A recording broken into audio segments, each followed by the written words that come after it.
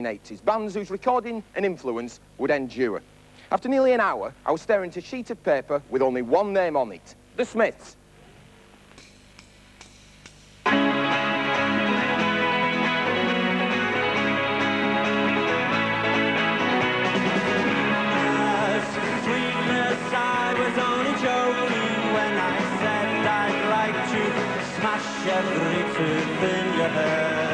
I'd like the approach to be simply a little less Saturday Night at the London Palladium or a little less Jimmy Tarbuck.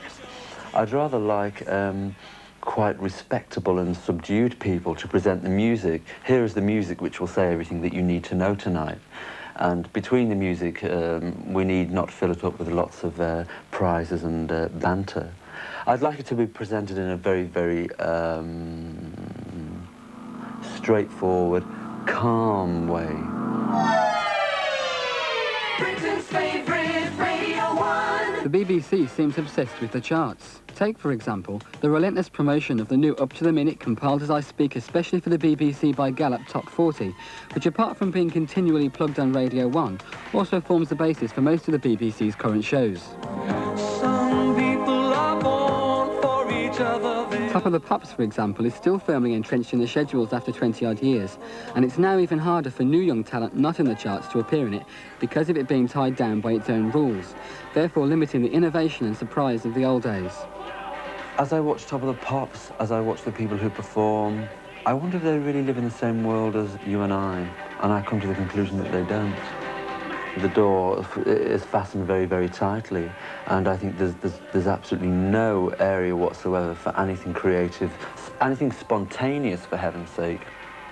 The cameramen, women, plough through the crowd as if the crowd are cattle, and the crowd have to exude this hysteria regardless of who's on the stage, whether it's Tom Jones or, you know, Vera Lynn. They love it. They want Vera Lynn, they want Tom Jones, and everything is wonderful, and the balloons are just too much to consume. And the big question is why? What really is happening? To me, it's political. I see it as totally political.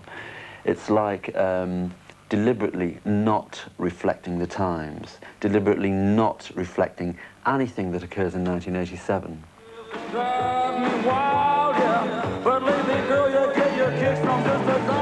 No Limits on BBC Two is an hour-long programme featuring yet another rundown of the ubiquitous Gallup Top 40, and is little more than an elongated travelogue of Britain, ironically interspersed with a disproportionate amount of American video rock, and the irritating witterings of presenters apparently selected for their youth, as opposed to their strength of musical knowledge or commitment. This is our PA, Sardosh, and Hoopy, Gina. I thought that was changing after Live Aid, at a time when you know, the phrase that was being used a lot was rock comes of age, and people were beginning to realise that it wasn't just a teenage obsession. But there still seems to be this idea that unless it's a chart band and it's made for 15-year-olds, then there's no place for it on the telly. I don't see why pop should be silly. I mean, they never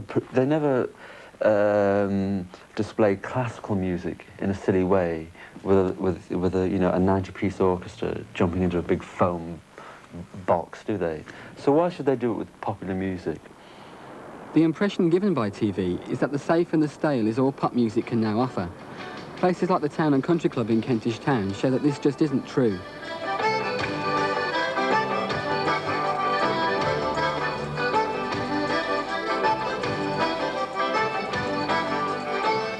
The BBC should attempt to employ some young researchers to go out and find the music, because with the increasing reach of alternative broadcasting technologies like cable and satellite, the video market is well catered for.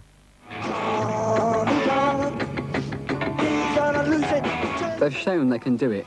Previous programmes like Something Else have managed to lead public taste by bringing forward bands previously unheard on TV. And as for Channel 4's The Tube, it had moments where it took TV rock journalism further than it had ever been before. This song was that was a political song, is a political song, and we think that this is the best kind of thing to go with it. Well, if it's political, Mick, and you feel so strongly about South America, are any of the profits from this single going to help the victims? Well, that's a stupid question. Why is it a stupid question, Gillian? I mean, if you feel so strongly about it, there won't be any profits from this video, and what I do with my money and give to who I want is a matter of privacy. But then I would have thought that if you're wanting to help, I don't think this is going to help them.